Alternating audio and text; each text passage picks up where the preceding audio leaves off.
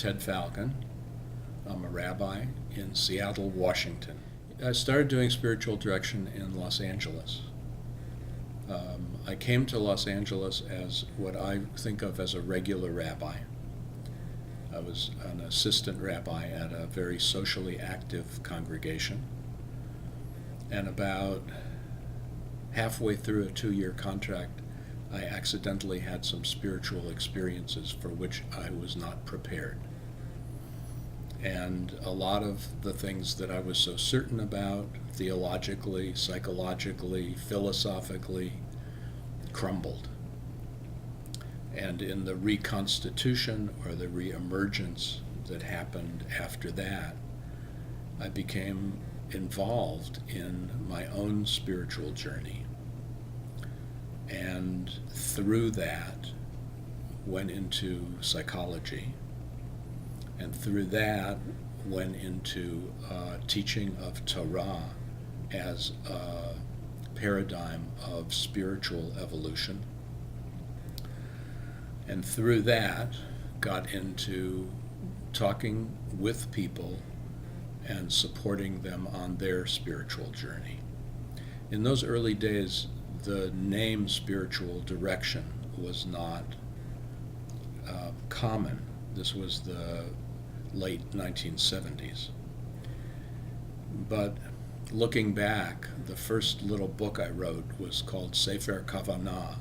It was published in 1976, which was subtitled A Book of Jewish Spiritual Direction. And it was helping people in a journal process. Those were the days of Progoff's journal, and people were doing a lot of inner work through journal process, helping people understand the Jewish prayers, blessings, and meditative processes more deeply, and associating them with their own journey daily, weekly, and according to the cycles of the Jewish year.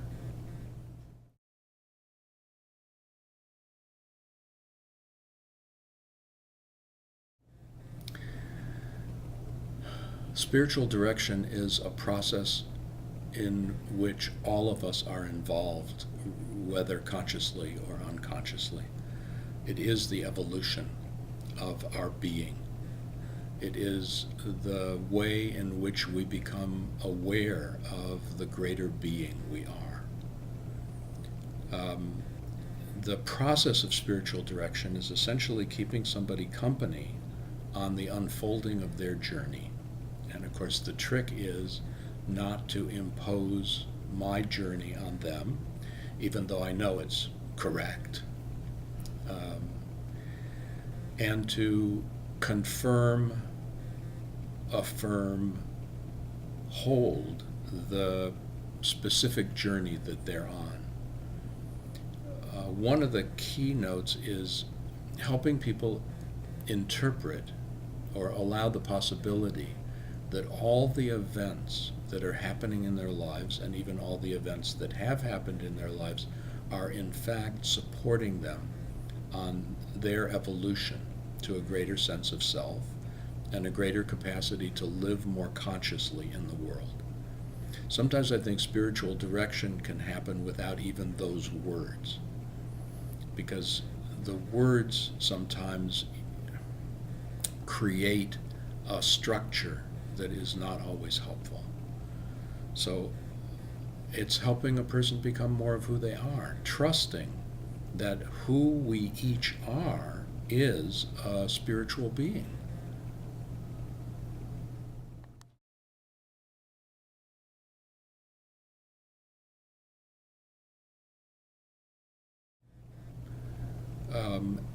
Everybody. Do you know, one way of looking at life is that we all meet spiritual directors all the time.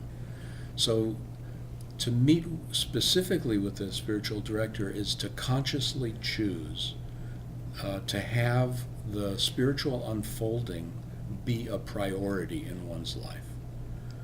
So it's a way of consciously choosing that path and doing everything one can do to support it.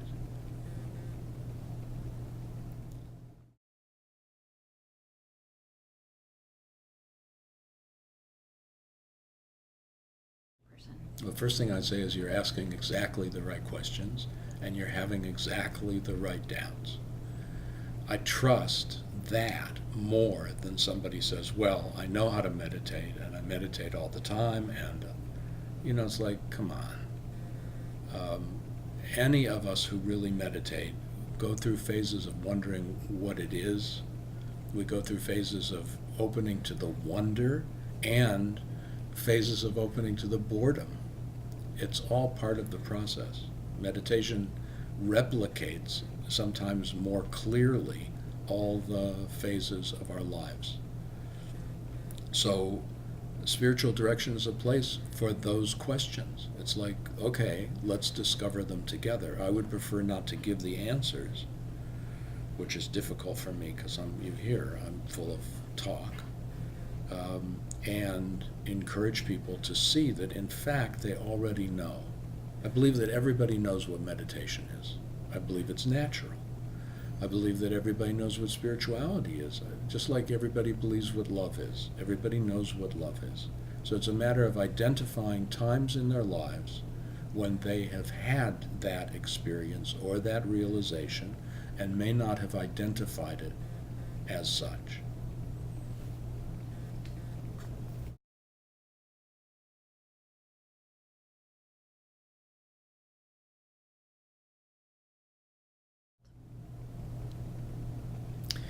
The most difficult thing about peace is that we think that in order to change the world, we need to move out into it and change the structures and change the way people are behaving.